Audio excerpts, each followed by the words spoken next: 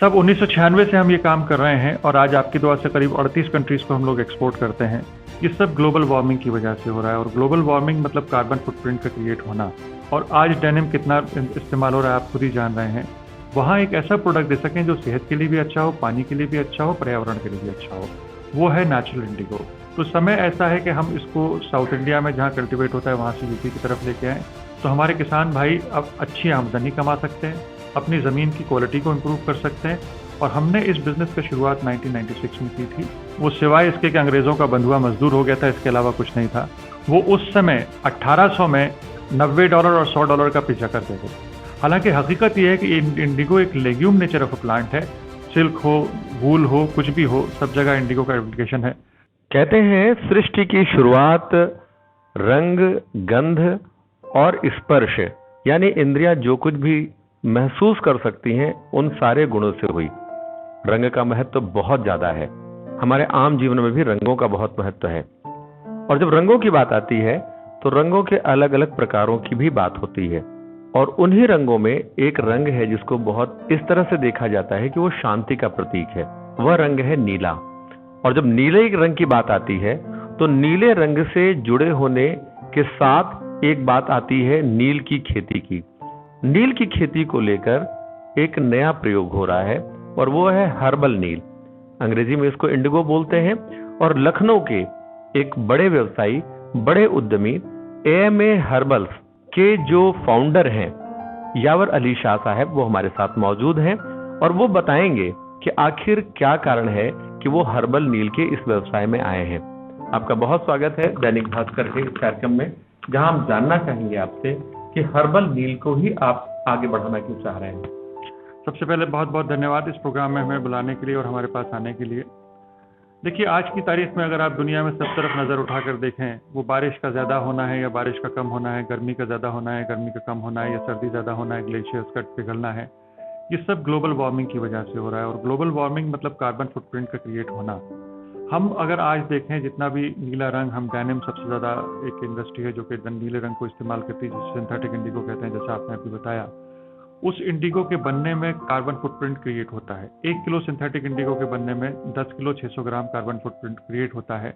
और जब वो अगर 1000 बनेगा तो वो 10,000 किलो बनेगा, और अगर 1 लाख किलो बनेगा तो वो 10 लाख किलो बनेगा, एंड सो ऑन।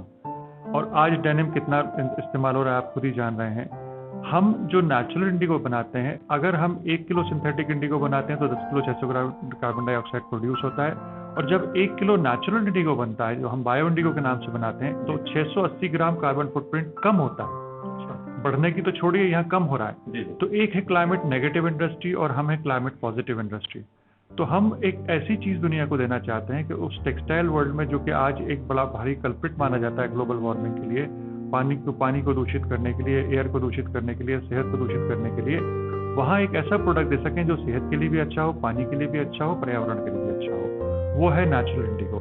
और हमने इस बिजनेस की शुरुआत 1996 में की थी और तब से अब तक काफ़ी बड़ी बड़ी ब्रांड, काफ़ी बड़े बड़े मिल्स हमारे प्रोडक्ट को इस्तेमाल कर रही हैं और रेगुलर तौर पर कर रही हैं। और उन्होंने इस बात को अच्छे से समझा है और पाया है। अब इसकी खपत भी बढ़ रही है और लोगों का रुझान भी sustainable and environment friendly product की तरफ काफ़ी बढ़ रहा है।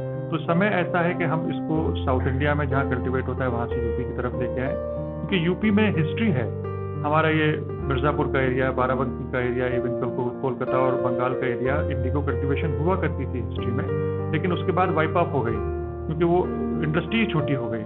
तो उससे रिवाइव कर रहे हैं, उसे हम रिवाइव करने की कोशिश कर रहे हैं। और आपको ये जान के अच्छा लगेगा कि हमने ये देखा है कि अगर हम इसको एक कैश क्रॉप की तरह से प्रमोट करते हैं उत्तर प्रदेश के, तो हमारे किसान भाई अब अच्छी आमदनी कमा सकते हैं, अपनी ज़मीन की क्वालिटी को इम्प्रूव कर सकते हैं, और को क्रॉपिंग में जो दूसरे प्रोडक्ट पैदा कर रहे हैं उनकी यील्ड भी बढ़ा सकते हैं। लेकिन एक खास बात आई देखने में कि देश पे अंग्रेजों की हुकूमत थी और सन 1859 और 1860 में नील विद्रोह हो गया था।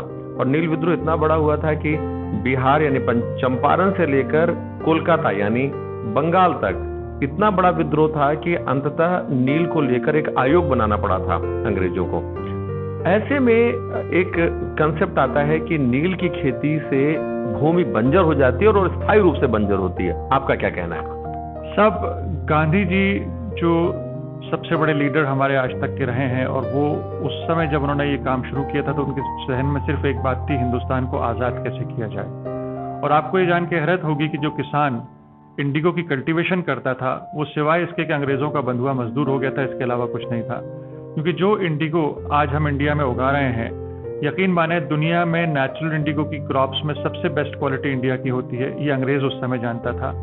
आज जब हम इतने साल बाद और आज की जो डॉलर का कन्वर्जन है उस रेट्स को देखते हुए, हम जो प्रोडक्ट आज $38 का 1 किलो बेच रहे हैं, वो उस समय 1800 में $90 और $100 का बेचा करते थे। तो उस पूरी अंग्रेज जाते थे, कंटेनर के कंटेनर यहाँ से जाया करते थे, और अंग्रेज उसकी जो क्रीम थी उनके पास आती थी, तो हमारे किसानों के पास वो पैसों में या रुपयों में कुछ इनकम आती थी, जो कि 1 रुपया 2 रुपया 3 रुपया हुआ करती होगी, जो भी कुछ होगी, और वो बहुत कम थी। लेकिन क्योंकि वो लगातार आती थी और बगैर ज़्यादा एफर्ट्स के आती थी, तो किसान उसमें बंधुआ की तरह से जुड़े रहते थे, बंधुआ मजदूर की तरह जुड़े रहते थे। गांधी जी इस बात को जानते थे कि अगर ये इससे जुड़े रहे तो वो अपनी दूसरी फसलें जो हमारी आमतौर पर खाद्य पदार्थों की होती हैं उस पर ध्यान देंगे नहीं, तो उनको निकालने के लिए उन्होंने उनको ये बताया कि इससे तुम्हारी ज़मीनें खराब हो जाएंगी। हालांकि हकीकत यह है कि इंडिगो एक legume nature of a plant है जो नाइट्रोजन फिक्सेशन सॉइल पे करता है, उससे सॉइल क्वालिटी और सॉइल हेल्थ इंप्रूव होती है, ना कि डिटोरिएट होती है। अच्छा, जिस तरीके से इंडिगो की कल्टीवेशन की आप बात कर रहे हैं और जिस क्वालिटी की बात कर रहे हैं, आपको लगता है कि क्या हम उस स्टेज में हैं जब हम इंडिगो को यानी नील को हम बनाने के बाद दुनिया के दूसरे देशों में हम भेज रहे हैं? सब 1996 से हम ये काम कर रहे हैं और आज आपकी दुआ से करीब 38 कंट्रीज को हम लोग एक्सपोर्ट करते हैं। आपकी जितनी भी बड़ी बड़ी ब्रांड्स हैं इस प्लेटफॉर्म पे, अगर मैं नाम लूँ तो वो मुनासिब नहीं होगा, बट जितने भी बड़ी बड़ी ब्रांड्स हैं, अगर आप दुनिया में देखें तो लोग सस्टेनेबिलिटी की तरफ बहुत तेज़ी से जा रहे हैं, और सारी ही बड़ी ब्रांड्स डेनिम की इस वक्त सस्टेनेबिलिटी की तरफ आमादा हैं और जुटी भी हैं उसमें कि कैसे प्रोडक्ट को सस्टेनेबल बनाया जाए।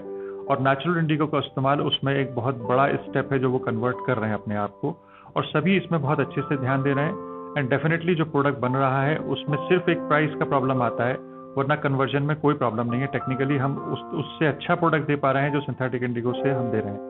अगर आप देखें यहाँ पे जो डेनिम प्रोडक्ट मेरे शोरूम में लगे हुए हैं, ये सब नेचुरल इंडिगो से बने। आपको कोई कमी लगती है क्या?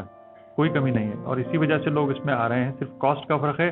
जैसे जैसे कल्टीवेशन हमारी बढ़ेगी, हम चीज़ों को अपने और कंट्रोल में करेंगे, और हमें उम्मीद है कि इससे हमारी कॉस्ट प्राइस भी कम होगी, तो हम कस्टमर्स को और बेनिफिट देंगे। अच्छा, इंडिगो का सिर्फ एप्लीकेशन क्या डेनिम में ही है या किसी अन्य भी चीज़ों में इसको इस्तेमाल किया जाता है?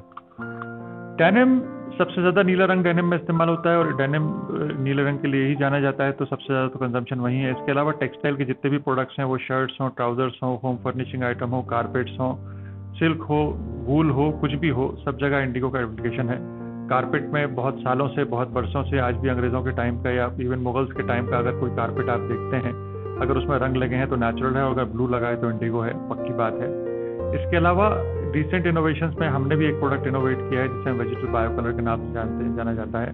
वो हेयर डाई में यूज़ होता है, उस हेयर डाई में भी इंडिगो का इस्तेमाल होता है, और ये काफ़ी अरसे से हो रहा है। अच्छा, आजकल जो लोग अपना बालों को कलर करते हैं उसमें भी शायद नील के रंग का उपयोग होने लगा है। कैश क्रॉप की बात आपने की, कैश क्रॉप को लेकर सरकारें भी बहुत संजीदा हैं, बहुत गंभीर हैं। कहीं बात आती है कि नील की खेती को कृषि विभाग प्रोत्साहन देता हो, और नहीं दे रहा है, तो उसमें आपका क्या कहना है? सब ये एक्चुअली अभी यूपी की अगर हम बात करते हैं, यूपी में ये प्रोडक्ट अभी आइडेंटिफाई नहीं हुआ है। हम 2-3 साल से इस पे लगे हुए हैं, और अब हम एक साइंटिफिक मेथड और एक मॉडल ऐसा एस्टेब्लिश कर पाएं जहां हमारे पास सारे डेटाज हैं कि 1 एकड़ या 1 हेक्टेयर में अगर हम कल्टीवेट करते हैं तो कितना सीड लगता है, कितना फर्टिलाइजर लगता है, कितना ईल्ड आता है, कितना प्रॉफिट होता है, कितना पानी लगता है, कितना उसमें एफर्ट्स लगते हैं, किस किस स्टेज पे क्या क्या करना पड़ता है। साइंटिफिकली सारे डाटा अब हमारे पास अवेलेबल हैं। अब इन डेटास के बाद कृषि डिपार्टमेंट इसको आगे ले सकता है, लेकिन कृषि डिपार्टमेंट के पास अभी ये इन्फॉर्मेशन है ही नहीं। और जहाँ तक कैश क्रॉप का सवाल है, डेफिनेटली यस, इसके पास इसमें पूरा पोटेंशियल है कि एक कैश क्रॉप बन सके, क्योंकि हम ही नहीं और भी लोग कंज्यूम कर रहे हैं इंडिगो, और जितने भी लोग कंज्यूम कर रहे हैं साउथ इंडिया से लेते हैं, और साउथ इंडिया की भी एक कैपेसिटी है।